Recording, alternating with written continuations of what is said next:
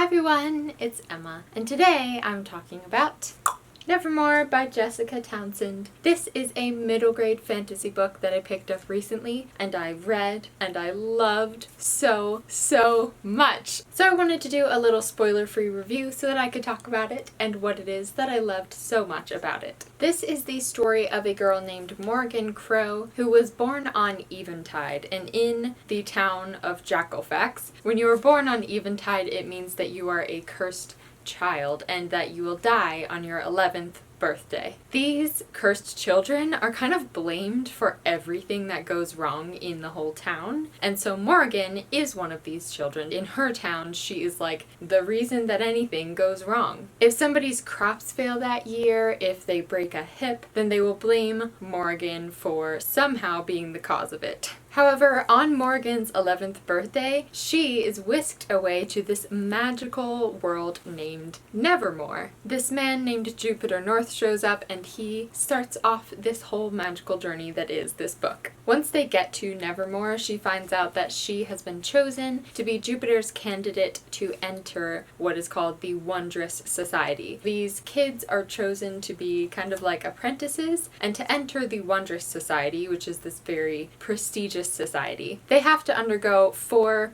really scary, kind of difficult challenges. You can probably already tell that this book is kind of compared to Harry Potter. However, unlike all the other middle grade that are compared to Harry Potter, this one, I totally agree with that comparison. While I was reading this, I just kept thinking how magical and wonderful and how similar it made me feel to the way that Harry Potter makes me feel. There are some literal similarities. For example, she was this child who grew up in this kind of difficult life and then is whisked away to this magical place where she is all of a sudden in this prestigious competition. They have to undergo all these trials, which are kind of similar to the 4th book of Harry Potter in a way. So there are some literal similarities, but I think that the real similarity is just in the feel of this book. The world of Nevermoor is so beautiful. It is so magical. It's so quirky and unusual, and it's one of those magical worlds that you will just want to go live in. I think this might even be my new answer for that question that we get asked all the time, which is, if you could live in any fictional world, which one would it be? This might be one of my new go-to answers. The world of Nevermoor is just so beyond magical and unique. A lot of the book takes place in this hotel that Jupiter runs, where chandeliers grow from the ceiling, and there are all these mysterious rooms where different color smoke comes out, where you can go in and start telling stories, and shadows will take on a life of their own and tell the story for you. It is also filled with very unique and vibrant people to match the setting. There's a vampire dwarf, there is a know-it-all boy with an eye patch, and a giant, kind of scary but all too loving Magnificat, basically a giant cat. Just as much as I love the setting, I love these characters. I love our main character, Morgan. She's very pessimistic, but very kind and has a lot of really selfless moments. She is kind of amazed by everything around her because her life has been so difficult up to this point, so you kind of get to experience this wonderful magical world with her and seeing it through her eyes and being just as in awe as she is herself. Even just in this first book, I loved her progression. I thought that she was one of those middle grade characters that still feels like an 11-year-old girl, and yet feels totally three-dimensional, very much like a real person, and has the emotional depth that I look for in my favorite characters. We also have this side character named Hawthorne. I think that Hawthorne may be my favorite.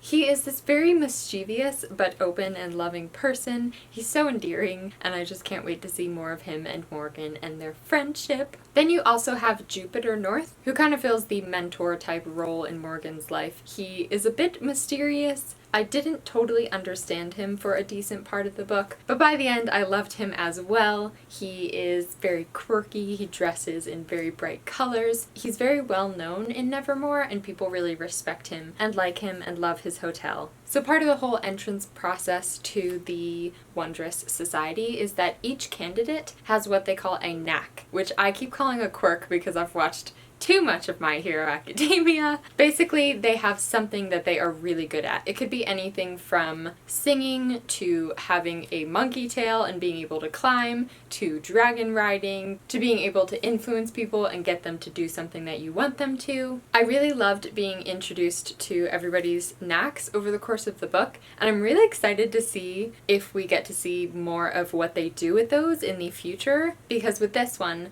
most of the trials didn't center around their knacks. You really got to see them slowly over the course of the book, so I'm excited to see if we get more of like training or going to the school and learning how to use your knack better. I think that would be really, really exciting to see. A couple random things that I loved about this book is that it had really magical holidays. There were scenes that took place at basically Halloween and Christmas, although they weren't like our Halloween and Christmas, and those scenes were so wonderful. The town of Nevermoor, the way that they celebrate is just like so exciting. I wanted to be there. I wanted to be experiencing it. The food, the festivities, there's parades, there's creepiness on Halloween. It is all just so wonderful, and I loved those scenes that took place during the holidays. I also loved the creepiness. At a certain point in this book, the creepiness just kind of like started coming in. It was very subtle and underlying. There was one night where I stopped reading at a certain point and I was creeped out, and I loved it.